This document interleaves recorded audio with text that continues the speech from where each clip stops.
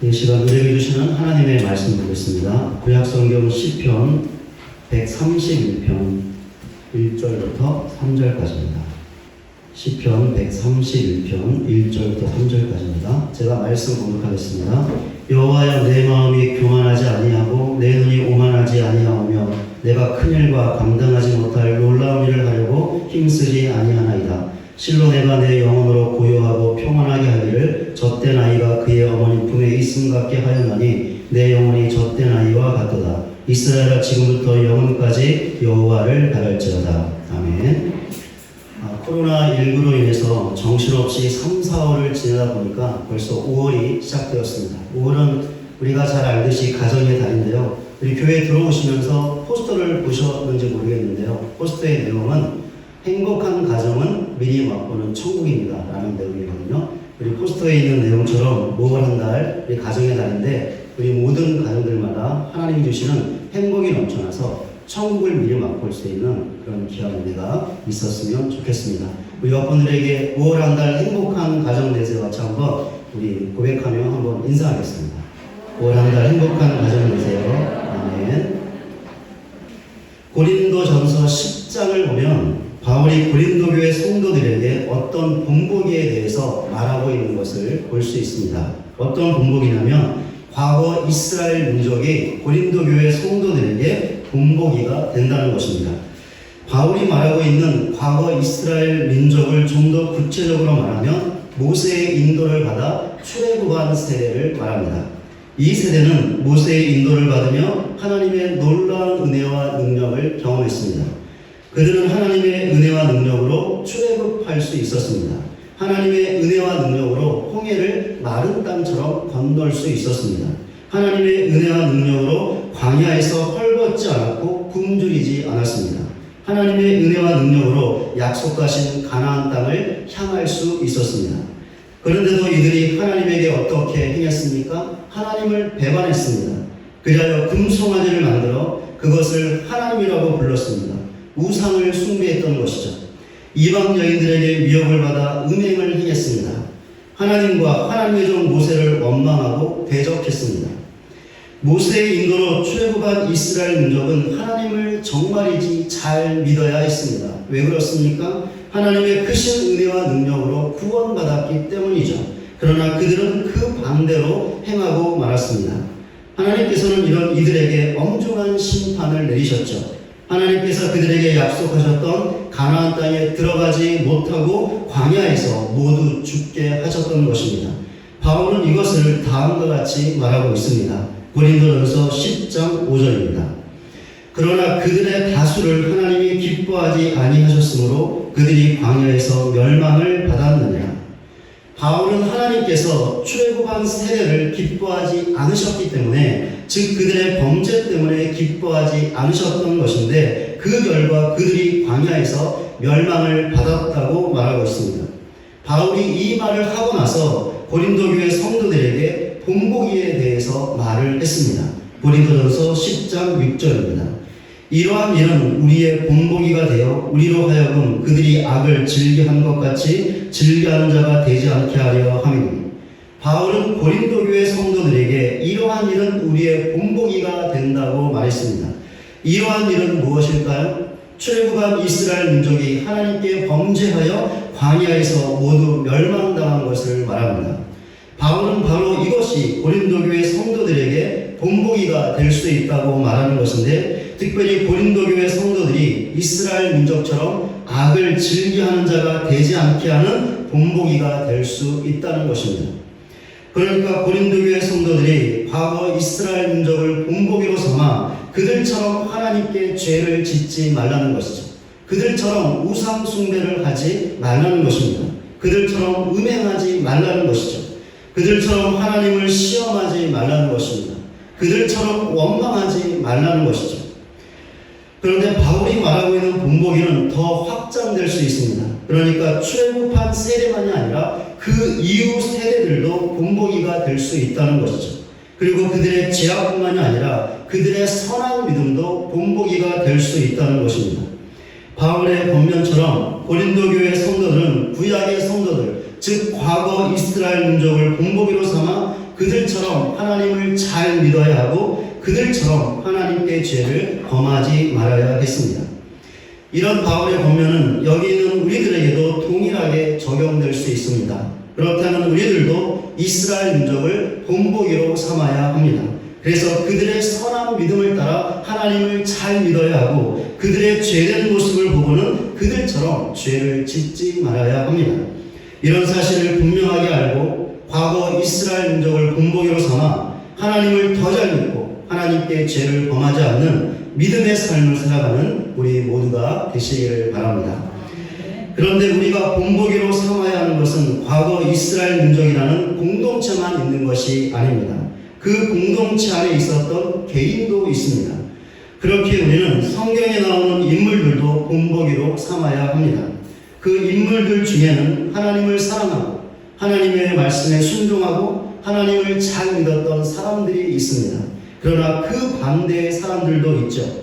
그러니 우리는 성경에 나오는 인물들도 본보기로 삼아 믿음의 사람들을 따라 하나님을 잘 믿어야 하고 그 반대의 사람들처럼 하나님께 죄를 짓지 말아야 합니다. 이런 측면에서 오늘 본문의 시를 쓴 다윗을 살펴보려고 합니다. 그렇다면 다윗은 어떤 면에서 우리에게 본보기가 되는 것일까요? 결론부터 말씀을 드리면 참된 신앙에 관한 것입니다.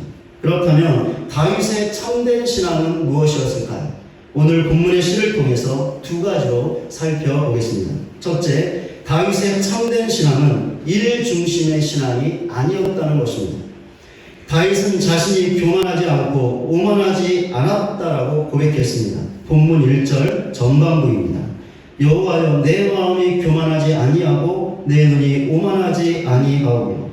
다윗은 자신이 교만하지 않고 오만하지 않다고 말만 하지 않았습니다. 이것의 분명한 증거 또한 말이죠. 본문 1절 후반부입니다. 내가 큰 일과 감당하지 못할 놀라운 일을 하려고 힘쓰지 아니하나이다. 다윗이 말하고 있는 증거가 무엇이죠? 큰 일과 감당하지 못할 놀라운 일을 하려고 힘쓰지 않는다는 것입니다. 왜 이 말이 교만하지 않고 오만하지 않는다는 것의 증거가 될 수 있는 것일까요? 왜냐하면 다윗의 이 말은 자신의 한계를 정확하게 인식하는 고백이었기 때문입니다. 그렇다면 다윗이 정확하게 인식하고 있었던 그의 한계는 무엇이었을까요? 다윗 자신과 하나님과의 관계에서 온 것이었는데요. 다윗 자신이 하나님이 아니라는 것입니다. 그러니까 자신은 피조물이고 하나님께서 창조주라는 것이죠. 자신이 삶의 주인이 아니라 하나님께서 주인이라는 것입니다. 자신이 왕이 아니라 하나님께서 왕이라는 것이죠. 자신이 목자가 아니라 하나님께서 목자라는 것입니다. 자신이 구원자가 아니라 하나님께서 구원자라는 것이죠. 그러니 자신이 마치 모든 것을 할 수 있는 하나님처럼 할 수 없다는 것입니다. 대신 자신은 단지 하나님의 말씀과 뜻에 순종할 뿐이라는 것이죠. 그래서 하나님께서 하라고 하면 행하고 하지 말라고 하면 행하지 않는다는 것입니다.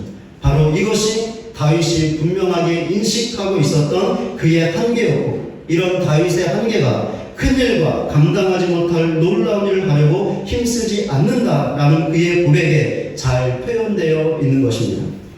다윗의 이 고백을 통해서 무엇이 교만과 오만인지를 알 수 있습니다. 무엇이냐면 자신의 한계가 분명히 있는데도 그 한계를 넘어서는 것입니다. 그러니까 자신이 하나님이 되는 것이죠. 그렇다면 무엇이 겸손인지도 알 수 있는데요. 무엇이냐면 자신의 한계를 분명히 인식하고 그 한계를 넘어서지 않고 그 안에 머물러 있는 것입니다. 그러니까 하나님의 자리에 앉지 않는 것이죠. 이런 다윗의 겸손의 모습을 잘 보여주는 두 가지 사건이 있습니다. 하나는 사울 왕에 대한 그의 반응이었고 또 다른 하나는 성전 건축에 대한 그의 태도였습니다. 우리가 잘 알다시피 사울 왕은 다윗을 죽이려고 했습니다. 다윗은 그런 사울을 피해 도망자가 되었죠. 그런데 다윗이 도망하는 중에 사울을 죽일 수 있는 기회가 여러 번 있었습니다. 다윗을 따르던 사람들은 다윗에게 하나님께서 주신 기회이니 사울을 죽이자고 했습니다. 그러나 그때마다 다윗은 그들의 말을 따르지 않았습니다. 사울을 죽이지 않았던 것이죠. 다윗이 왜 이렇게 했을까요? 그가 갖고 있었던 한계 때문이었습니다. 그러니까 하나님께서 기름 부어 세운 왕을 자신이 죽일 수 없다는 것이죠. 이 일을 하실 수 있는 분은 오직 하나님뿐이라는 것입니다. 그렇게 기회가 있었음에도 불구하고 다윗이 사울을 죽이지 않았던 것입니다. 다윗은 하나님의 성전을 건축하려는 뜨거운 마음이 있었고 실제로도 성전 건축하기를 강렬하게 원했습니다. 그러나 다윗은 하나님의 성전을 건축하지 않았습니다. 왜 다윗이 건축하지 않았죠? 역시 다윗의 한계 때문이었는데 하나님께서 다윗이 아니라 그의 아들 솔로몬이 성전을 건축할 것이라고 말씀하셨기 때문입니다. 다윗은 하나님의 이 말씀에 순종해야 했습니다. 그래서 자신이 직접 성전을 건축하지 아니하고 그의 아들 솔로몬이 성전을 지을 수 있도록 모든 필요한 것들을 준비만 했던 것입니다. 이런 사실을 통해서 다윗의 참된 신앙이 무엇이었는지 알 수 있습니다. 다윗의 참된 신앙은 일 중심의 신앙이 아니었다는 것입니다. 일 중심의 신앙을 갖고 있는 사람은 다윗처럼 큰 일과 감당하지 못할 놀라운 일을 하려고 힘쓰지 않는다라는 고백을 하지 않습니다. 아니, 하지 않는 것이 아니라 아예 못합니다. 오히려 그 반대의 고백을 하죠. 큰 일과 감당하지 못할 놀라운 일을 하려고 힘쓴다라는 것입니다. 그리고 한 걸음 더 나아가 그것을 이룰 수 있다라고 고백합니다. 왜 이런 고백을 하는 것일까요? 왜냐하면 자신의 한계를 인식하지 못하기 때문이죠. 그러니까 교만하고 오만하기 때문인 것입니다. 왜 일 중심의 신앙을 갖고 있는 사람들이 이렇게 되는 것일까요? 왜냐하면 그들이 갖고 있는 야망과 욕망 때문입니다. 어떤 야망과 욕망일까요? 자신이 무엇인가를 이루어서 사람들에게 더 많은 찬사와 영광을 받으려고 하는 것입니다. 그러나 어떻습니까? 이런 사람들은 더 큰 일을 찾아 헤매죠. 더 놀라운 일들을 찾아 헤맵니다. 더 위대한 일을 찾아 헤매죠. 그리고 그 일들을 이루기 위해서 애를 씁니다. 죽을 힘을 다하죠. 왜 그렇습니까? 그렇게 해서 어떤 일을 성취해야 사람들에게 더 높임을 받고 영광을 받기 때문입니다. 그러니 이런 야망과 욕망을 이루기 위해 자신의 한계를 넘어서는 것이죠. 자신이 하나님이 되는 것입니다.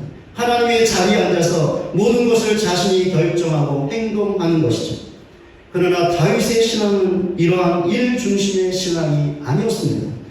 만약에 다윗이 일 중심의 신앙을 갖고 있었다면 사울왕을 죽일 수 있는 기회가 왔을 때 어떻게 했을까요? 사울왕을 죽이고 왕이 되었을 것입니다. 그리하여 많은 사람들에게 영광을 받았을 것입니다. 만약에 다윗이 일 중심의 신앙을 갖고 있었다면 성전을 건축하지 말라는 하나님의 말씀에 어떻게 반응했을까요? 하나님의 말씀을 무시하고 자신이 성전을 건축했을 것입니다. 그리하여 사람들에게 높임을 받았을 것입니다.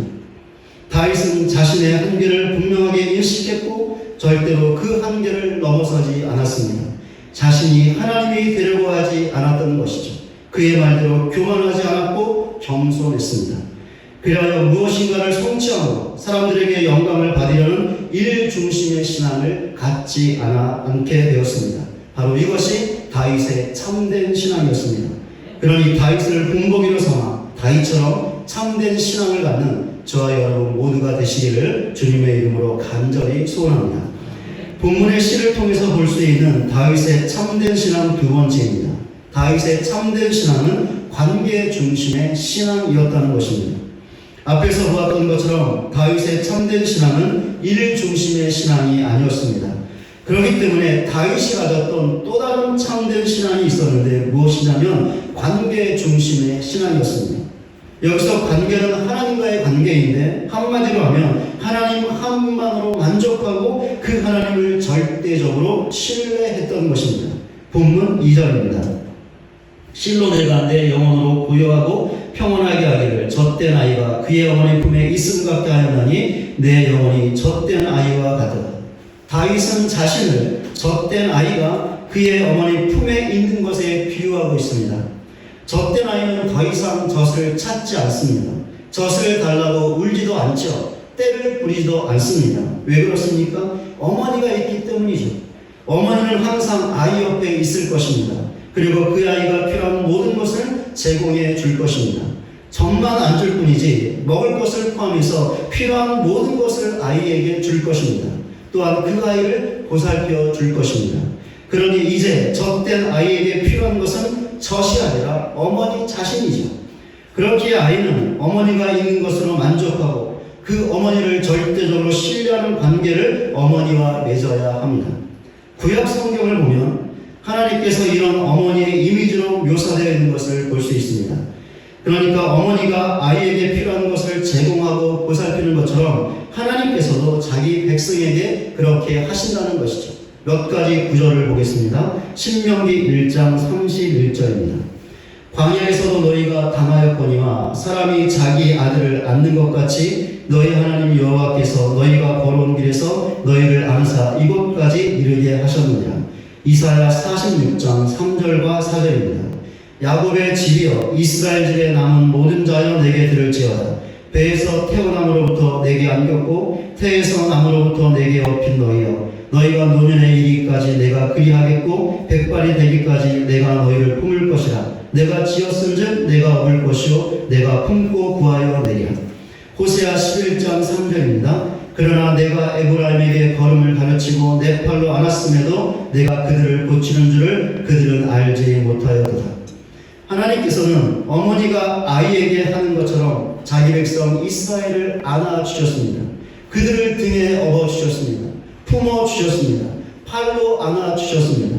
그러면서 그들을 구원해 주셨고 인도해 주셨습니다. 뿐만 아니라 필요한 모든 것들을 주셨고 보살펴 주셨습니다. 그러니 이스라엘 민족은 하나님 한 분만으로 만족하고 하나님을 더욱더 신뢰하는 관계를 하나님과 맺어야 했습니다. 한마디로 하면 하나님과 관계 중심의 신앙을 가져야 했다는 것이죠. 그리고 이 관계의 핵심은 만족과 신뢰였습니다. 다윗이 바로 이런 사실을 자신에게 개인적으로 적용하고 있는 것입니다. 그러니까 젖을 아이가 그의 어머니를 만족하고 신뢰하는 것처럼 다윗도 자신의 영적 부모인 하나님으로 만족하고 하나님을 신뢰하는 관계를 하나님과 맺고 있다는 것이죠. 그것도 전적으로 그렇게 하고 있다는 것입니다. 바로 이것이 다윗이 갖고 있었던 관계 중심의 신앙이었습니다. 그 결과 다윗이 얻었던 영적인 유익이 있었는데요. 본문 이전에 나와 있는 것처럼 영혼의 고요한 평온이었습니다. 다윗이 지었던 시편의 시들을 보면 이런 다윗의 모습을 잘 볼 수 있는데요. 다윗의 삶 가운데 고통과 고난이 찾아옵니다. 그러면 다윗도 인간이기 때문에 그것들로 인하여 낙심하며 고통을 당하죠. 무엇보다 영혼의 평온이 깨지고 요동칩니다. 그럴 때 하나님과 맺고 있던 관계의 신앙이 진가를 발휘하는데요. 다윗이 하나님을 전적으로 신뢰하는 것이죠. 그리고 그 신뢰를 바탕으로 하나님께 기도합니다. 그러면 하나님께서 다윗을 구원해 주시고 보살펴 주시죠. 그러면 그렇게도 요동쳤던 다윗의 영혼이 잠잠해집니다. 평온해지죠. 심지어 기도했던 문제가 해결되지 않았는데도 여전히 고통과 고난이 남아있는데도 다윗의 영혼이 평온해집니다. 이것은 하나님과의 참된 관계에서만 맛볼 수 있는 은혜이며 복이라고 할 수 있습니다. 하나님은 우리의 영적인 아버지이시죠. 또한 어머니가 되십니다. 그 하나님께서 우리의 모든 필요를 아시고 공급해 주십니다. 보살펴 주십니다. 예수님께서도 이 사실을 분명하게 말씀하셨죠. 마태복음 6장 26절입니다. 공중의 새를 보라. 심지도 않고 거두지도 않고 창고에 모아들이지도 아니하되 너희 하늘 아버지께서 기르시나니 너희는 이것들보다 귀하지 아니하냐. 마태복음 6장 28절과 29절입니다. 들의 백화가가 어떻게 자라는가 생각하여 보라. 수고도 아니하고 길쌈도 아니하느니라. 그러나 내가 너희에게 말하노니 솔로몬의 모든 영광으로도 입은 것이 이 꽃 하나만 갖지 못하였느니라. 마태복음 6장 30절입니다. 오늘 입다가 내일 아궁이에 던져지는 들불도 하나님이 이렇게 입히시거든 하물며 너희일까 보냐 믿음이 작은 자라. 마태복음 6장 31절과 32절입니다. 그러므로 염려하여 이르기를 무엇을 먹을까 무엇을 마실까 무엇을 입을까 하지 말라. 이는 다 이방인들이 구하는 것이다. 너희 하늘 아버지께서 이 모든 것이 너희에게 있어야 할 줄을 아시느니라. 예수님은 하나님께서 공중의 새도 먹이시고 기르신다고 하셨습니다. 솔로몬의 모든 영광스러운 옷과 견줄 수 없을 정도로 들의 백합화를 자라게 하신다고 하셨습니다. 심지어 오늘 있다가 내일 아궁이에 던져질 들풀도 입히신다고 하셨습니다. 그러면서 하물며 너희일까 보냐라고 결정적인 말씀을 하셨습니다. 그러니까 하나님께서 공중에 새와 들의 백합화와 들불도 친히 기르시고 돌보시고 입히신다면 하나님의 백성에게는 어떻게 하시겠느냐라는 것이죠. 반드시 그렇게 하신다는 것입니다. 그러니 이런 사실을 확고하게 믿는 우리 모두가 되시기를 바랍니다. 그래야 다윗을 본보기로 삼아 우리의 영적 부모이신 하나님 한 분만으로 만족하고 하나님을 신뢰하는 관계 중심의 참된 신앙을 갖는 저와 여러분 모두가 되시기를 주님의 이름으로 간절히 소원합니다. 말씀을 맺겠습니다. 신앙에는 일이 포함되고 또한 그 일이 중요합니다. 왜냐하면 신앙 자체가 일이라고 할 수 있기 때문이죠. 그러니까 하나님을 예배하고 하나님께 기도하고 복음을 전하고 주어진 직분을 감당하는 모든 것들이 일이 될 수 있다는 것입니다. 그리고 이 일들을 감당해야 우리 개인도 신앙적으로 성장할 수 있고 복음도 전할 수 있고 교회도 건강하게 세워질 수 있습니다. 그렇기 때문에 하나님께서 우리에게 일할 수 있는 마음도 주시고 은혜도 주시고 믿음도 주시고 능력도 주시는 것이죠. 그런데 우리는 하나님께서 주시는 은혜와 믿음을 따라 그리고 능력을 따라 우리 교회와 주님을 위해서 해야 할 일들을 감당해야 합니다. 게을러서는 안 되죠. 열심을 다해서 우리에게 주어진 일들을 해야 합니다. 그런데 중요한 사실이 있습니다. 무엇이냐면 일이 중요하기는 한데 일 중심의 신앙이 되어서는 안 된다는 것이죠. 왜 그렇습니까? 이 신앙의 배후에는 그 일을 성취하고 더 많은 사람들에게 찬사와 영광을 받고 싶어하는 욕망과 욕심이 자리하고 있기 때문입니다. 하나님께 돌려줘야 할 영광을 가로채는 도둑 같은 악한 심보가 있기 때문이죠. 자신의 한계를 전혀 모르는 교만과 오만이 자리하고 있기 때문입니다. 그러니 우리는 이러한 일 중심의 신앙을 경계해야 합니다. 조심하고 또 조심해야 합니다.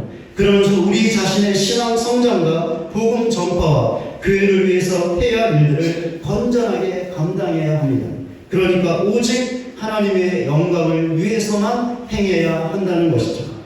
내가 하는 일을 통해서 내 자신이 드러나는 것이 아니라 오직 하나님만이 드러나야 한다는 것입니다.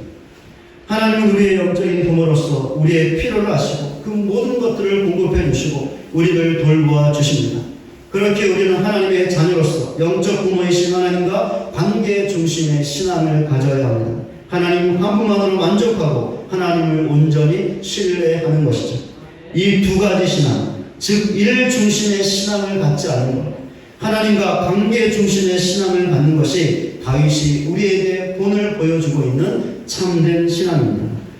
오늘 어린이 주일을 지키면서 하나님의 자녀로서 영적인 부모이신 하나님 앞에 겸손하여 하나님의 영광만을 위하고 있는지, 또한 하나님 한 분만으로 만족하고 하나님을 온전히 신뢰하고 있는지 돌아보는 우리 자신의 모습을 점검해보는 우리 모두가 되시기를 바랍니다. 그리하여 다윗처럼 참된 신앙을 갖기로 결단하며 그 결단대로 참된 신앙의 삶을 살아가는 저와 여러분 모두가 되시기를 주님의 이름으로 간절히 축원을 드립니다.